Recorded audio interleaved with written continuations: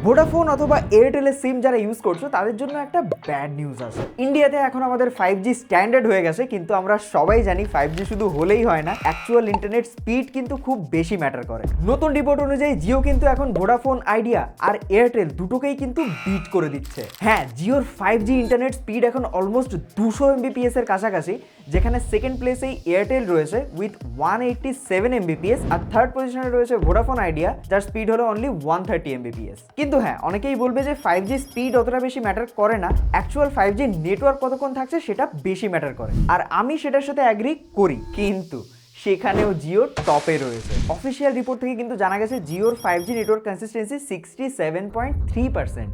শুনে কম মনে হচ্ছে? তাহলে একবার এয়ারটেল আর ভোডাফোন আইডিয়াটা শোনো। এয়ারটেলের 5G ডেটা কনসিস্টেন্সি হলো মাত্র 28%, আর সেখানে ভোডাফোন ইন্ডিয়ার কিন্তু 10%ও না। সো বোঝাই যাচ্ছে এখন কিন্তু 5Gর কিং হচ্ছে জিও। কমেন্ট সেকশনে জানাও তুমি কি ইউজ করো।